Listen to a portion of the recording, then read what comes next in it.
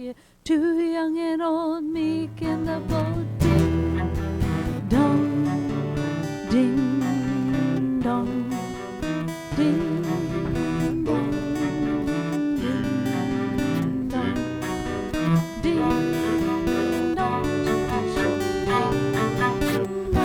dong, gaily they ring while people sing songs of good cheer. Christmas is here.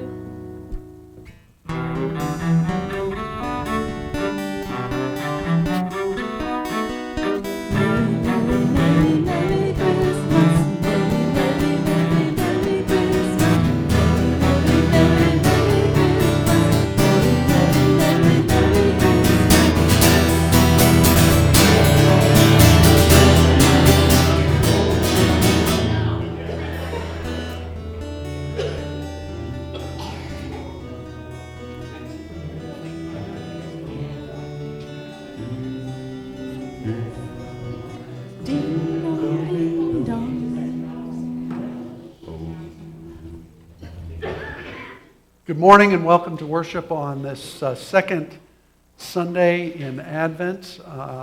Couple of announcements and reminders for you today. First of all, a big thank you to everybody for your help in making the Gingerbread Festival a great success yesterday. Really was, yeah, I think we can do a little, yeah. We had 149 kids, little kids from outside of the church, plus our kids, plus adults, plus it was quite a day, and I do want to thank everybody for their help in making that such a success.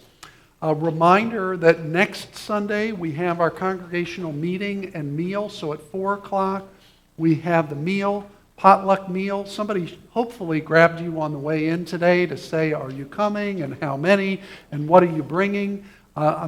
Even though I would like everybody to bring brownies, we should probably have some main courses and some, other things. So hopefully we can have a great meal together. And then we have important business, the church budget. We have the voting for the deacons and our new members. And then, of course, the important vote on whether to go forward with our activity center.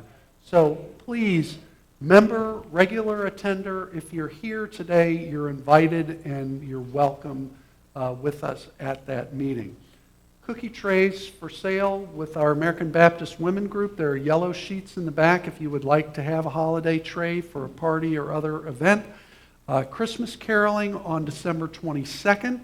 If you know somebody that would appreciate having carolers come by, maybe a shut-in or somebody that just needs a boost, please let us know. Our New Year's Eve party, there's details in the bulletin about that.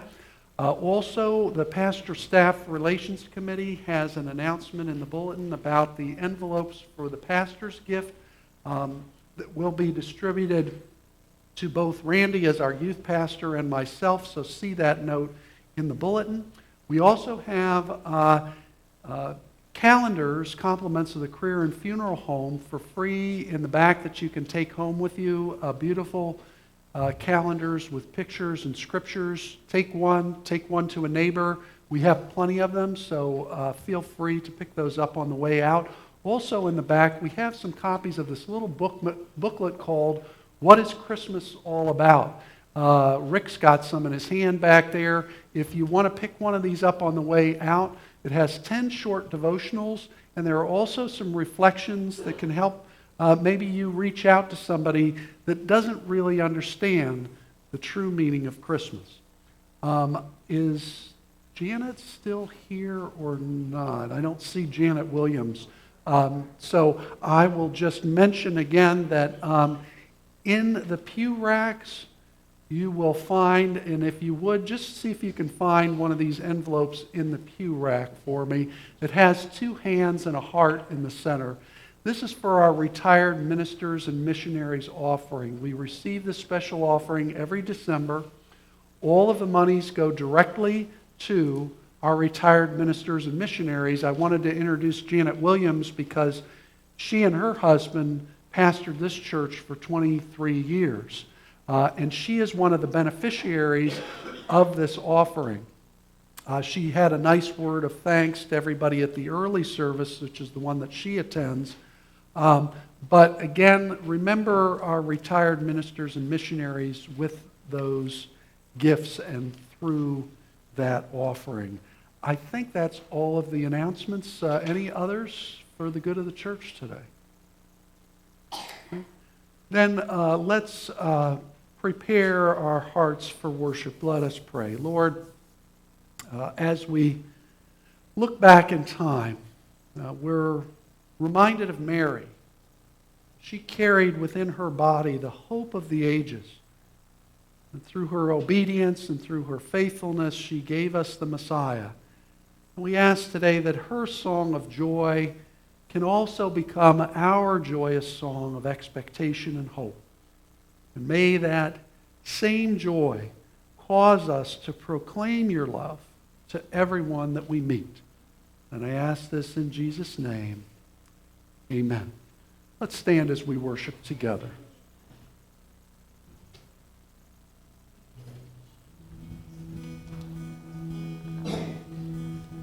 Praise God from whom all blessings flow.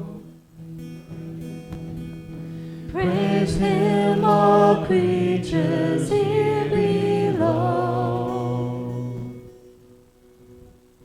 Praise Him above, ye heavenly hosts. Praise Father, Son, and Holy Ghost. Praise God from whom all blessings flow. Praise Him, all creatures here below. Praise Him above, ye heavenly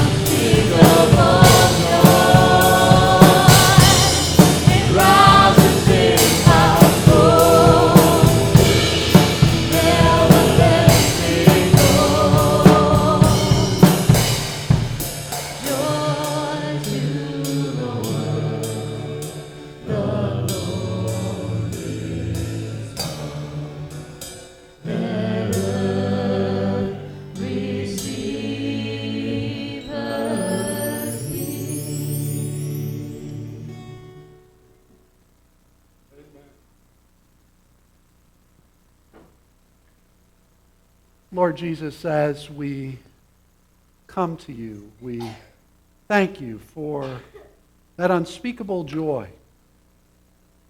Lord, I know that there are days when we go and open up that door that's marked joy, and there doesn't seem to be anything inside. Lord, for those today that seem to be going to an empty cupboard, I ask, Lord, that you would impart to them a bit of your joy, a joy that outstrips the things and the problems of this world and gives us a taste of your true hope and joy. Lord, I know that there are individuals today that we're concerned about, that we need to lift up in prayer. I think of our friend Deb, who lost her 19-year-old son tragically this week. And I know that there are others, Lord, that are struggling to find joy. Lord, grant us your hope, your peace, and your joy today for whatever we're struggling with. And I ask this in Jesus' name. Amen. You may be seated.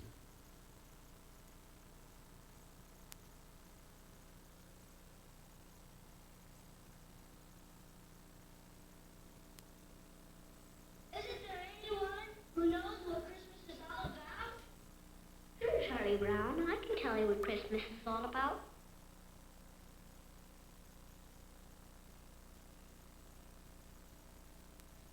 Lights, please. And there were in the same country shepherds, abiding in the field, keeping watch over their flock by night. And lo, the angel of the Lord came upon them. And the glory of the Lord shone round about them. And they were sore afraid. And the angel said unto them, Fear not, for behold, I bring you tidings of great joy, which shall be to all people. For unto you is born this day in the city of David a Savior, which is Christ the Lord. And this shall be a sign unto you. Ye shall find the babe wrapped in swaddling clothes, lying in a manger.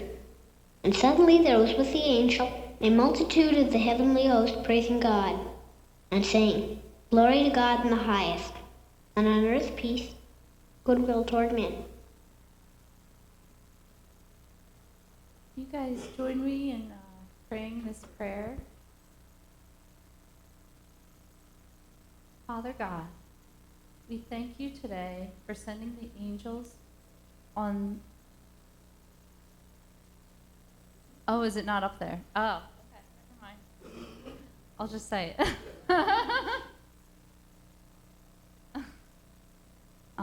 Father God, we thank you today for sending the angels on that night so long ago to share their good news of great joy. And we praise you that their song is still echoing to us today as we reflect upon what joy your promise fulfilled meant. Thank you from the depths of our hearts. Amen.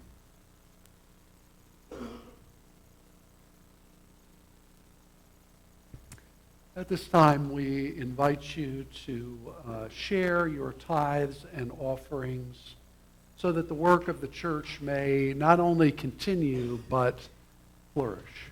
Would the ushers serve the people?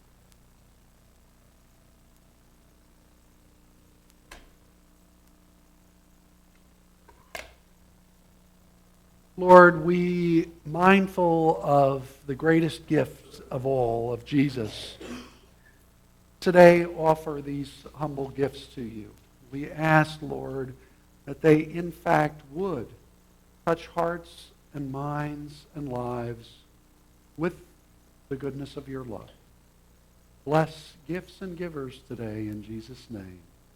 Amen.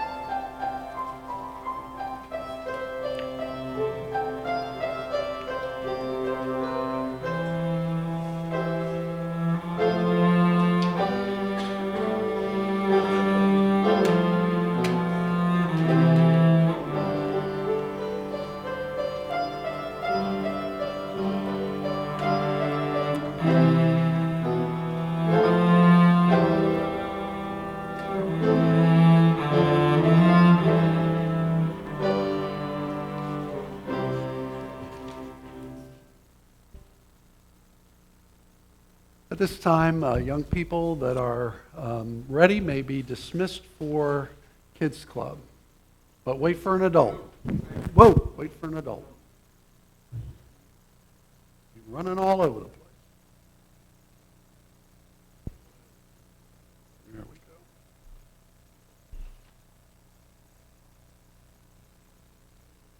Our scripture readings today come from Psalm 145 and from Luke's Gospel. Again, this time we'll hear from chapter 1.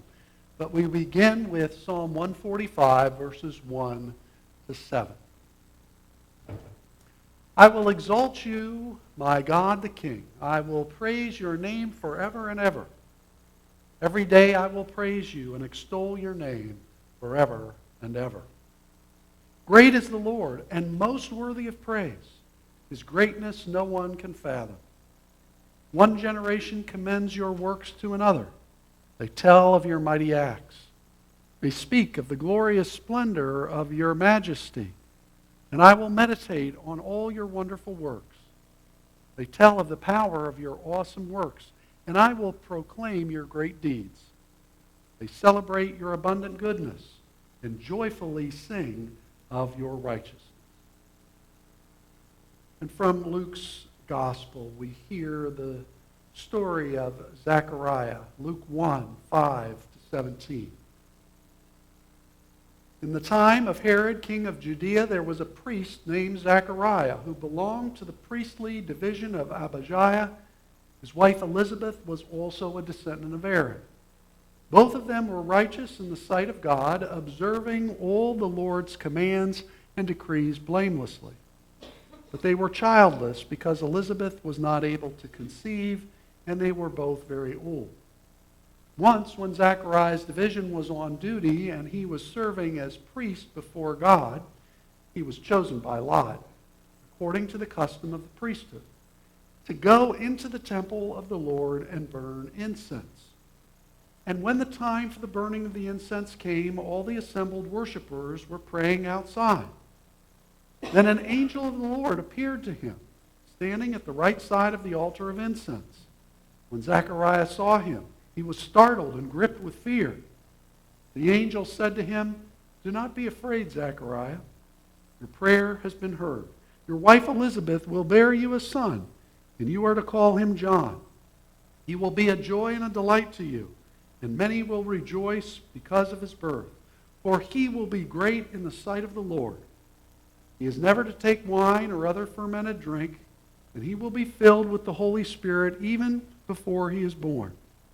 He will bring back many of the people of Israel to the Lord their God, and he will go on before the Lord in the spirit and power of Elijah to turn the hearts of the parents to their children and the disobedient to the wisdom of the righteous, to make ready a people prepared for the Lord." Let us pray. Lord, as we prepare our homes and our hearts for your coming, help us to see through the glitter of the season. Renew our joy today so that we can proclaim your story through our story each and every day. In Jesus' name I pray, amen. A lot of people, when they pick up the Bible or try to pick up the Bible, find it to be a very intimidating book. It's filled with ancient stories and odd customs, strange names, history, prophecy, poetry, letters, gospels, and that strange book called Revelation, all under one cover. And it can be a little daunting sometimes to open it up and to even know what it all means.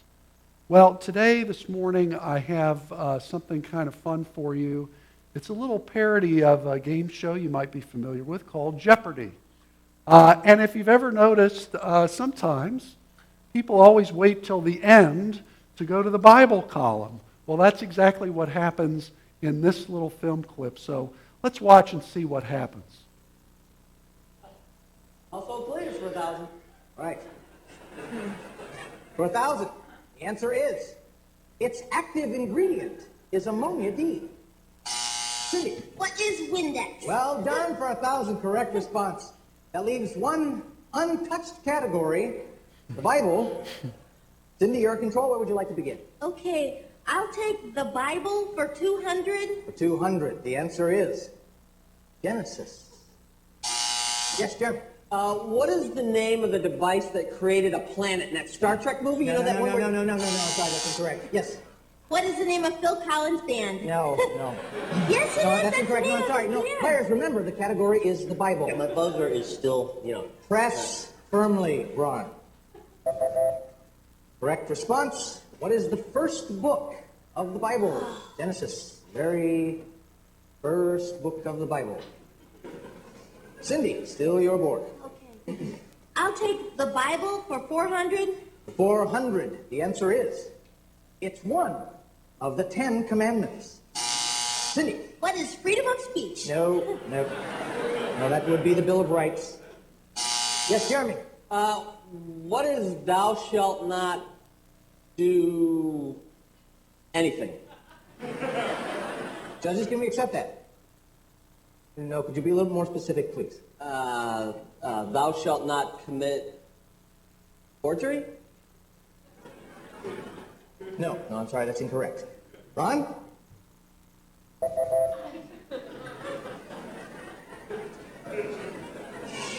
Well, there are 10 of them you could have picked from.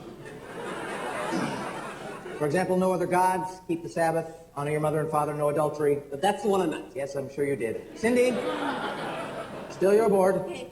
I'll take the Bible for 600. For 600, the answer is, they're called epistles. Yes, Jim. What was Jesus' crown made of? No. Yes, Cindy. What is the wife of an apostle? No.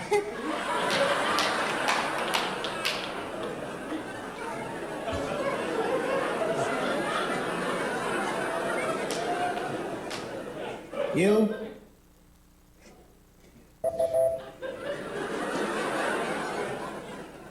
Correct response, what is a letter from an apostle? An epistle. Letter from an apostle. Cindy, still your board. Okay. I will take... Only 2 clues remaining, Cindy. Okay, I'll take the Bible for 800. For 800, the answer is, all right, I would like you to listen to me very carefully. Jeremy, Ron, please, listen to me very carefully. This person took 2 of every living animal into a huge boat to survive the Great Flood.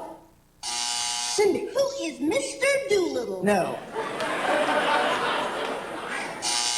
Yes, Jeremy. Who is Dr. Doolittle? No. Yes, oh, Ron. Yes, Ron. I Go got the ahead. answer. Who is Joan of Arc? No. No, it was Noah. Have you never heard of Noah? Well, that sound means it's time for our final round. Let's do a quick review of the scores. Currently, we have Cindy in first place with $2,700, Jeremy in second place with $2,600, and Ron, what a surprise, you have no money, and therefore you are not able to participate in this final round. Thank you very much for having me. Yeah, but you stay here for this part, Ron. You stay for this part. Yeah, Remember? stay.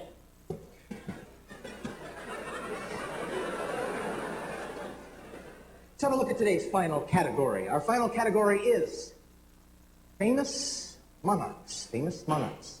I'll now ask Jeremy and Cindy to write down their final wagers. Think carefully, players. While they're doing that, I'd like to remind our studio audience as well as our viewers at home that today's champion will return to face 2 brand new opponents. Believe it when I see it. All right, wagers in, please. With the final category, famous monarchs, the answer is, he is the king of kings. Good luck. What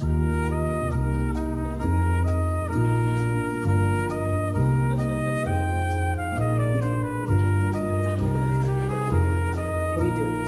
No, you don't touch it. You don't touch it, all right? Hands down, please. Let's go to Jeremy with $2,600. He wrote, who is King Kong? No, I'm sorry, that's incorrect. How much did he wager? Oh, the entire $2,600. Bold move, but that brings you down to zero. So let's move to Cindy and see if she was able to come up with the correct response. She wrote, who is Elvis? Nope, I'm sorry. That's also incorrect. Let's see if she wagered less than the entire $2,700. No, she bet it all. Which means we have a three-way tie at zero. So all three of these competitors will return tomorrow for the fourth consecutive day. Goodbye. Bye.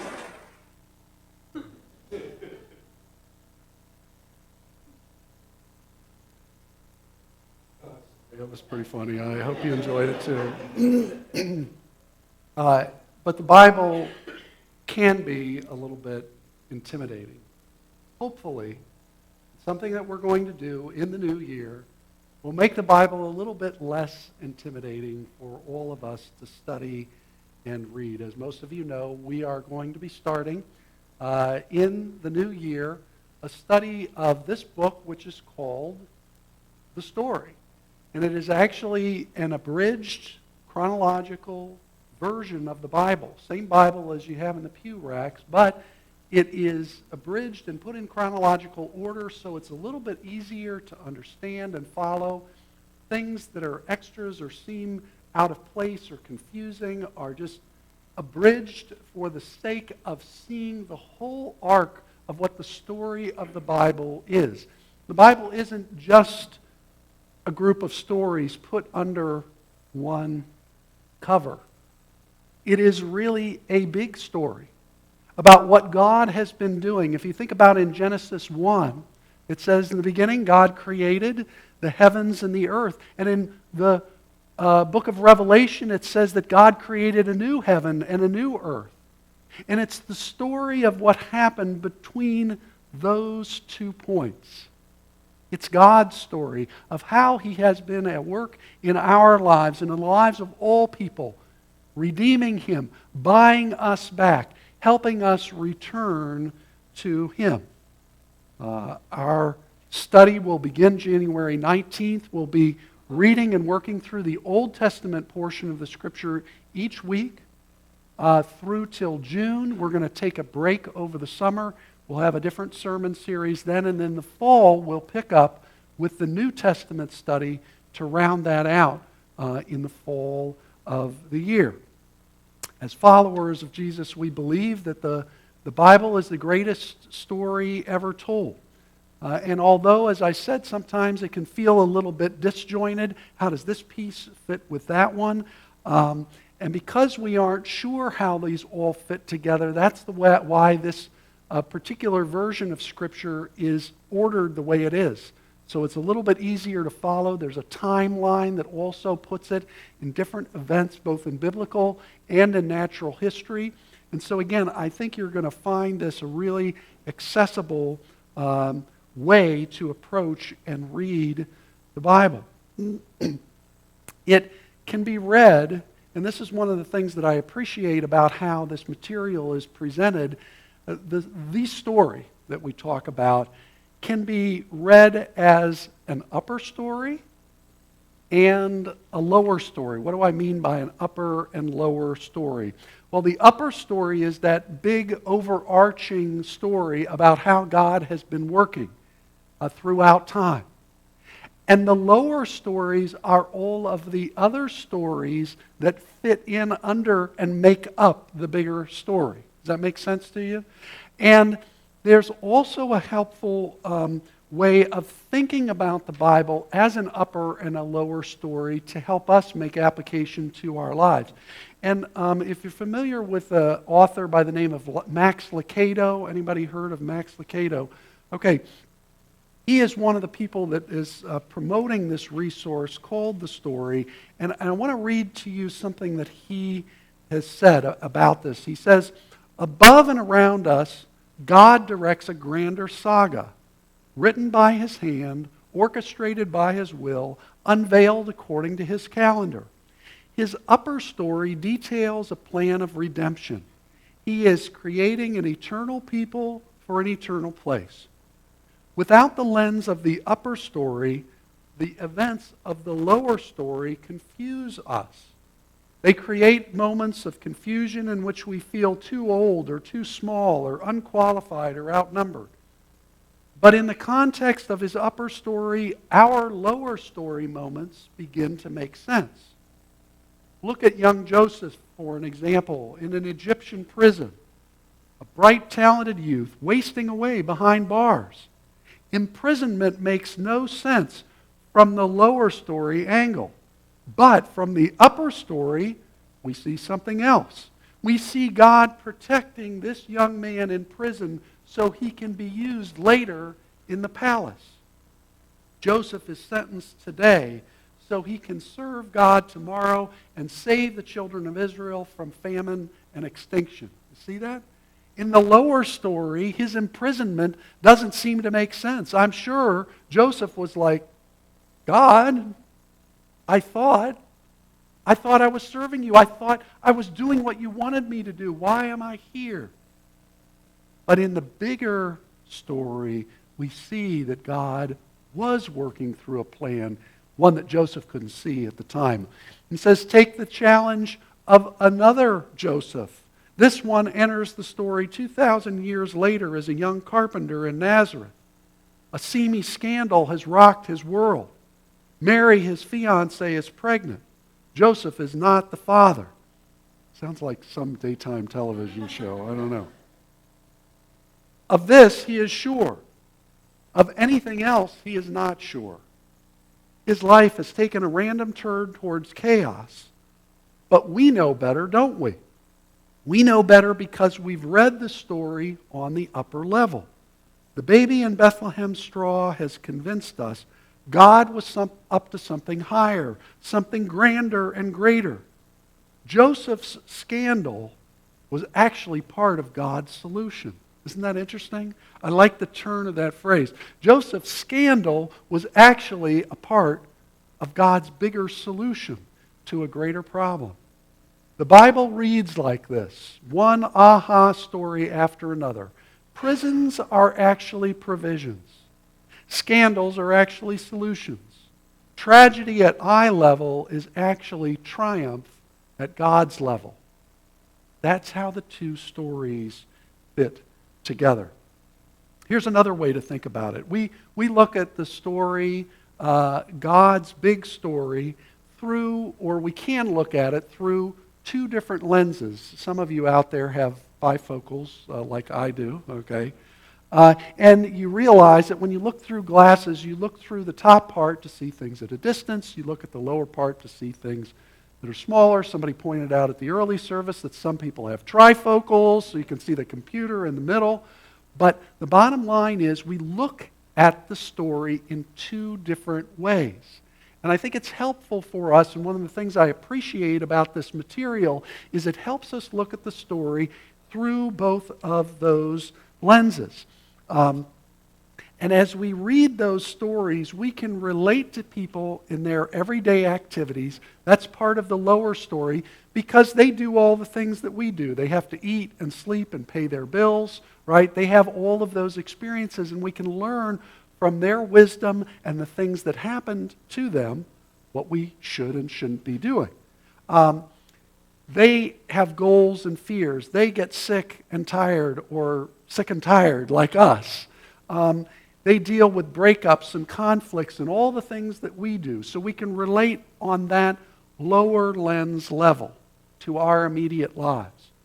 But we can also connect to them on that grander story and in that bigger picture, because that's what helps put things in perspective. Sometimes in the short run, we can't understand what God is up to. But when we see, like both of the Josephs that we talked about, both in the Old and the New Testament, when we see what they went through, but we see in the end God had a bigger plan in mind, it gives us hope that right now, what I'm going through and what I don't understand may be part of something bigger that God is doing.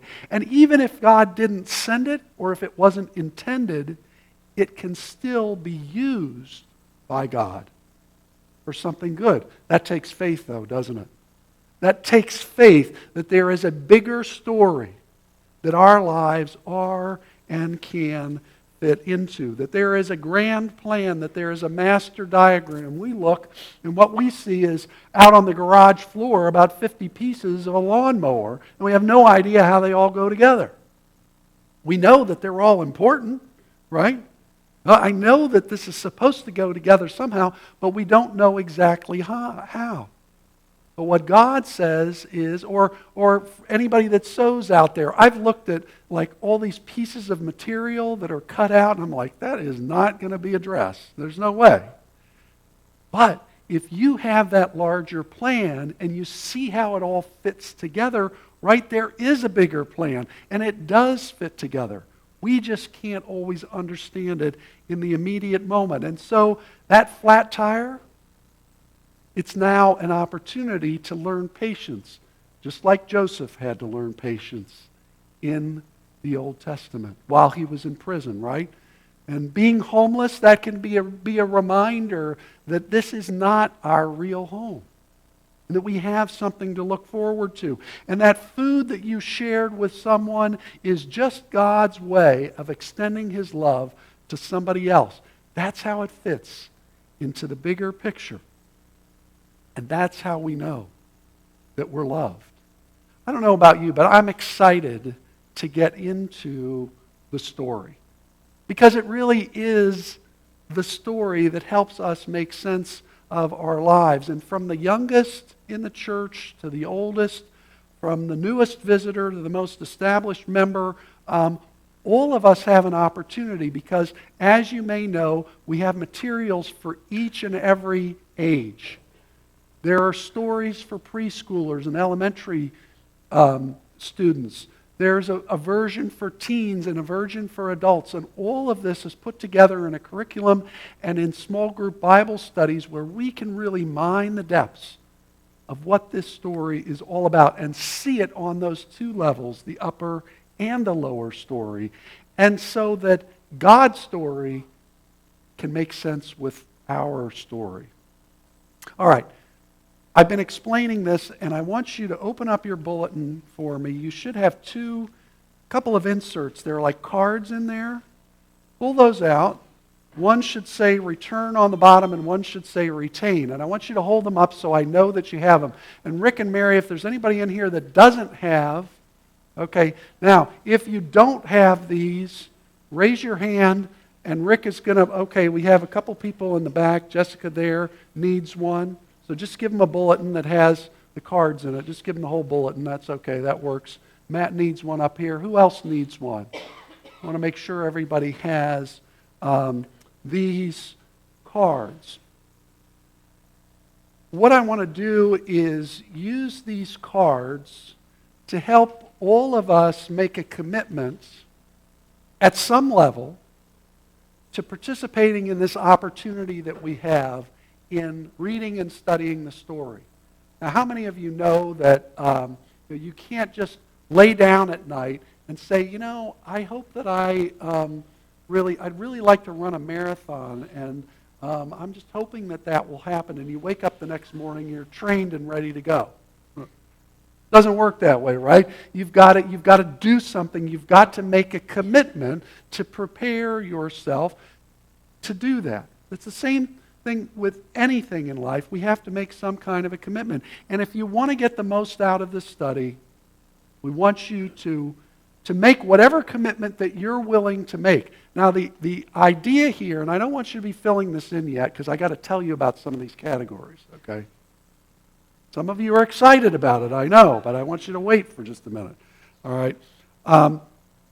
Because checking off all the boxes does not mean that you're more spiritual. We shouldn't be like looking at we checked 3 boxes, but I checked 4. No, it's not like that. This is not a competition. This is about making a commitment and sticking to the commitment that you're willing to make. Okay, so I want you to follow through on the commitment. I'm going to read through the categories. I'm going to mimic another game show. I want to explain the category to you, and then at the end, I'm going to ask you to check the box, deal or no deal. Okay? All right? So you check the box at that point, deal or no deal. But the first box is, I will do personal story studies or journaling. Now, what this is it's actually asking for a commitment to read the story, okay, over the course of the 31 weeks that we'll be studying it over the next year. Now, what that means is making a commitment to read 10 to 15 pages a week, okay, ideally before you get to church on Sunday. You can't, you can follow up, but it's better if you read it coming in, all right? So you're making a commitment to do that, and it's suggesting, and this is the part that you'll have to decide on, but again, what you get out of it is what you put into it. So if you highlight, journal, study it, you'll get more out of it, but at the very least, you're making a commitment to read this in the pattern that we've laid out over the new year, starting January the 19th. Okay? So, deal or no deal? You can check the first box if you're willing to make that first commitment.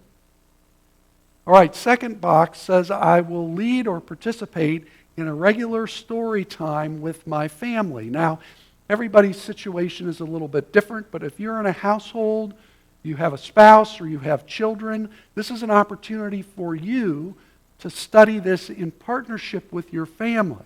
Okay? You may choose to have one of the children's books and read that as a bedtime story, okay, once a week. You may decide to use some of the study materials, let's say in the elementary or teen area, as a devotional at dinner time or at a given time during a week.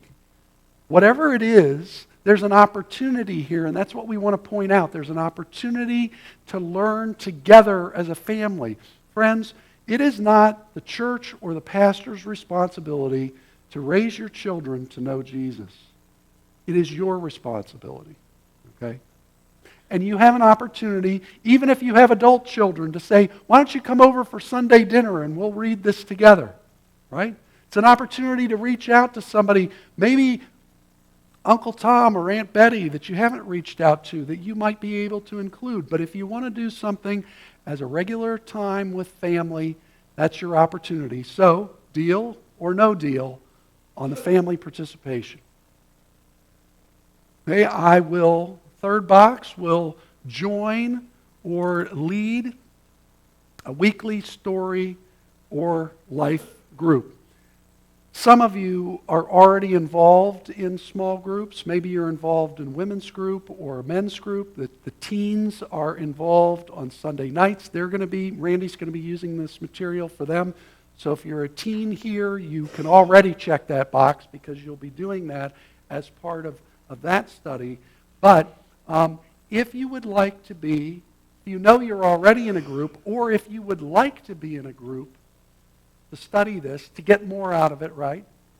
Check that box. And if you're not in a group right now but would like to be, just put the word new next to that box, okay? And we will link you up with others that are interested in being part of a small group in a home or other setting, okay?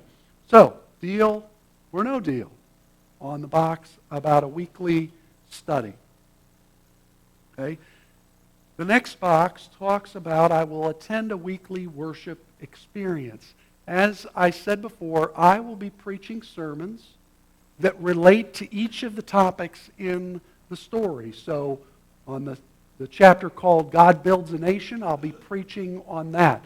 On the trials of a king, Daniel in exile, whatever it is, I'll be preaching on that, and that will help glue the pieces together and hold them together. So what we talk about on Sunday mornings as part of our worship experience is important. What we're asking is, are you willing to make a commitment to be here on Sunday to be a part of that? Now, I understand people get sick, people get called into work. I understand that. But if you're willing to make the commitment, barring anything unforeseen, to be a part of this, then I want you to check that box, remembering that you can make that commitment with more integrity because we have the services online, right? They're on our website. So if you miss a Sunday, you can go in and watch that service on the computer and still keep that commitment, right?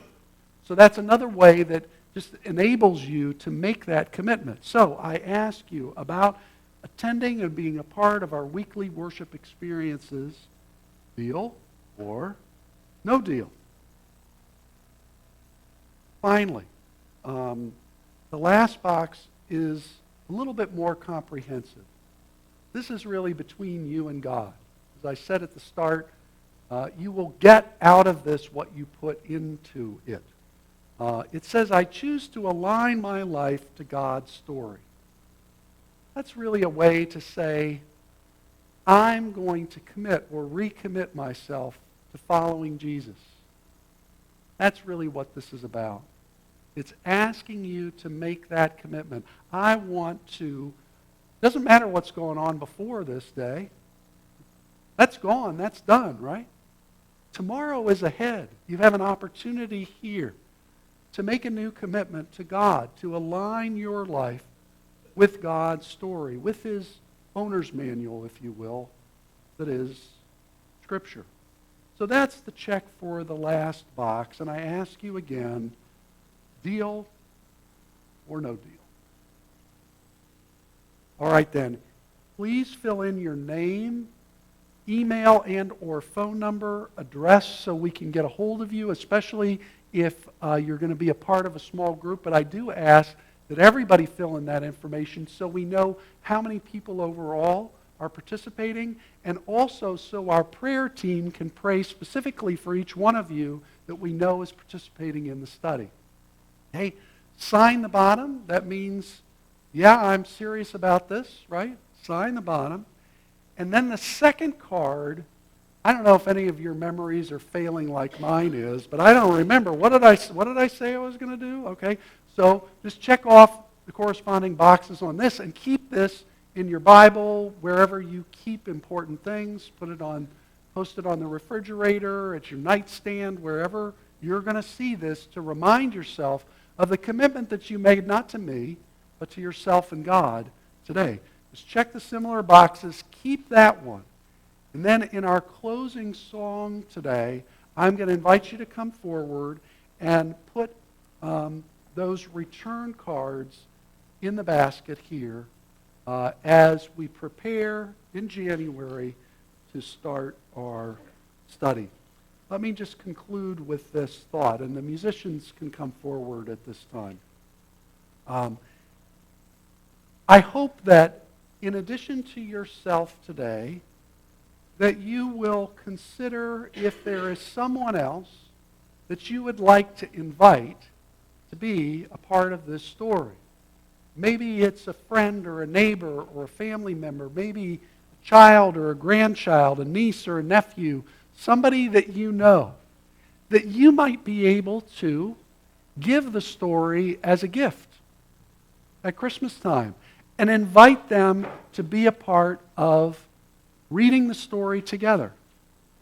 Even if they're not able to do it with us as a group, they may just pick up the Bible because this is a more accessible form. And they might just be introduced to the greatest gift of all, Jesus and God's love for us. So I hope that you'll consider that as well. Let's pray. Lord, as we close our service today, we know that it's not always about having a grand revelation, not always about feeling good, but it's about the commitments that we make in our heart. And I ask today, Lord, as we as a church begin this journey to learn and grow in Scripture and in faithfulness, as we make these preparations over the next 4 or 5 weeks, as we prepare ourselves for this study, Lord, put it in our hearts to draw closer to you through the story. In Jesus' name, amen. And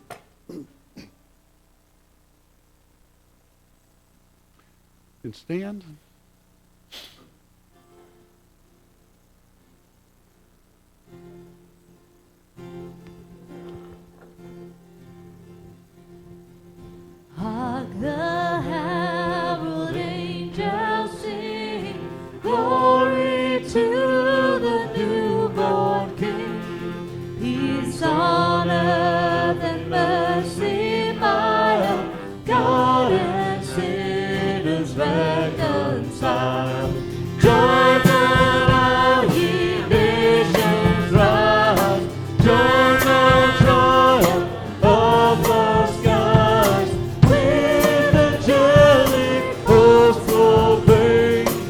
Christ is born in Bethlehem.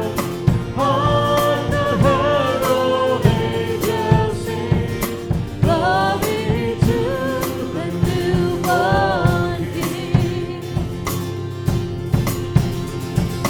Christ by highest heavens adored, Christ in everlasting Lord.